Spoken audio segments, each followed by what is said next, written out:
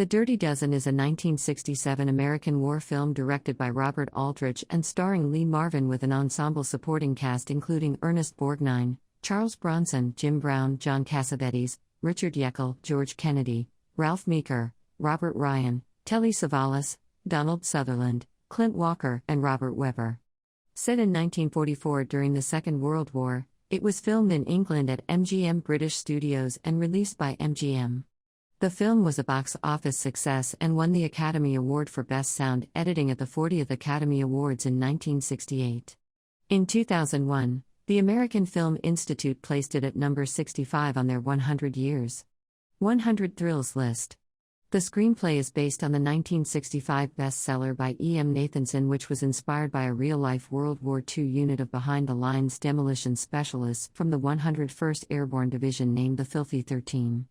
Another possible inspiration was the public offer to President Franklin D. Roosevelt by 44 prisoners serving life sentences at the Oklahoma State Penitentiary to serve in the Pacific on suicide missions against the Japanese. Plot.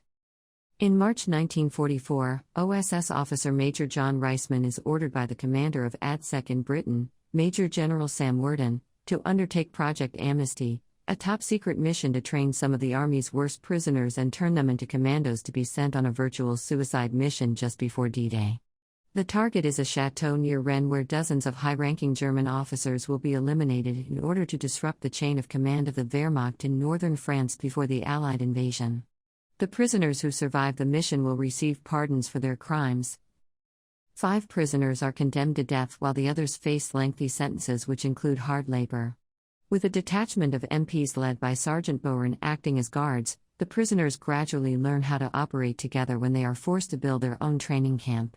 However, when an act of insubordination is instigated by the rebellious Franco, all shaving and wash kits are withheld as punishment, which leads to their nickname the Dirty Dozen. During their training, the prisoners are psychoanalyzed by Captain Kinder, who warns Reisman that they would all quite likely kill him if given the chance, and rapist/killer Maggot is by far the most dangerous. With their commando training almost complete, the Dirty Dozen are sent for parachute training at a facility commanded by Reisman's nemesis Colonel Everett Dasher Breed of the 101st Airborne Division. When Reisman's men run afoul of Breed, especially after Pinkley, under Reisman's orders, poses as a general to inspect Breed's best troops, the airborne colonel attempts to discover Reisman's mission by having 2 of his men beat a confession out of one of the prisoners. The convicts blame Reisman for the attack but realize their mistake after Breed and his men arrive at their camp looking for answers. Reisman infiltrates his own camp and the convicts disarm Breed's paratroops, forcing the colonel to leave in humiliation. Upon the men's completion of their training, Reisman rewards them with prostitutes, which raises the ire of General Worden and his chief of staff, Brigadier General Denton. Termination of the project is considered, which would result in sending the men back to prison for execution of their sentences. However, Reisman ferociously defends the prisoners, saying each one is worth 10 of Breed's best troops. Reisman's friend, Major Max Armbruster, suggests a test. During upcoming military maneuvers in southwest England, the Dirty Dozen will attempt to capture Colonel Breed's headquarters. The unit successfully infiltrates and captures Breed's War Games headquarters using various unorthodox tactics. An impressed General Worden green lights Reisman's mission. The men parachute into northern France, but Jimenez breaks his neck during the jump. With a man down, the mission proceeds with German-speaking Władysław and Reisman infiltrating the chateau disguised as German officers. Pinkley stands outside posing as a German officer. Gilpin is on the roof of the building, but his leg breaks through and gets stuck. However, all surprise is lost when the psychopathic Maggot breaks cover and setting of an alarm. Gilpin, with his leg stuck in the roof, sacrifices himself by blowing up the antenna with hand grenades. Pinkley shoots and kills several officers before he himself is gunned down. Maggot is then shot and killed by Jefferson to protect the mission. The sound of gunfire makes the Wehrmacht officers and their companions retreat to a locked underground bomb shelter, but after gasoline has been poured down ventilation shafts, Jefferson throws the hand grenades down the shafts and runs for his life but is shot dead. After extensive fighting, only Reisman, Sergeant Bowen, and Władysław escape alive. Back in England, a voiceover from Armbruster confirms that General Worden exonerated the sole surviving member of the Dirty Dozen and communicated to the next of kin of the rest that they lost their lives in the line of duty. Reception. Box office. The Dirty Dozen was a massive commercial success. In its first 5 days in New York, the film grossed $103,849 from 2 theaters.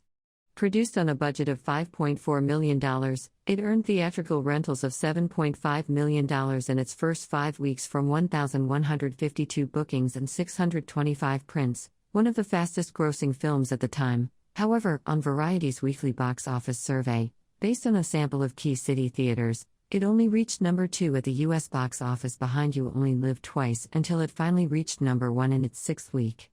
It eventually earned rentals of $24.2 million in the United States and Canada from a gross of $45.3 million. It was the 4th highest-grossing film of 1967 and MGM's highest-grossing film of the year. It was also a hit in France, with admissions of 4,672,628. To coincide with its release, Dell Comics published a comic The Dirty Dozen in October 1967. Critical response. The film holds an 81% rating on Rotten Tomatoes based on 52 reviews, with an average rating of 8.0010. The critical consensus reads, amoral on the surface and exuding testosterone, The Dirty Dozen utilizes combat and its staggering cast of likable scoundrels to deliver raucous entertainment.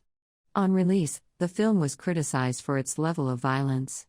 Roger Ebert, who was in his first year as a film reviewer for the Chicago Sun-Times, wrote sarcastically, "I'm glad the Chicago Police Censor Board forgot about that part of the local censorship law where it says films shall not depict the burning of the human body. If you have to censor, stick to censoring sex, I say, but leave in the mutilation, leave in the sadism, and by all means leave in the human beings burning to death. It's not obscene as long as they burn to death with their clothes on."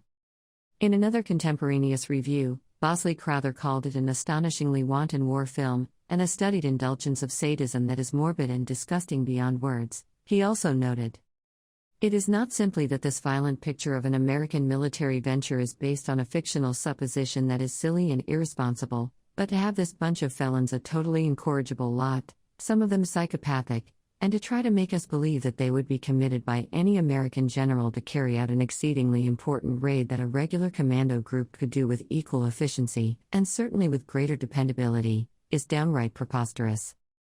Crowther called some of the portrayals bizarre and bold. Marvin's taut, pugnacious playing of the Major is tough and terrifying.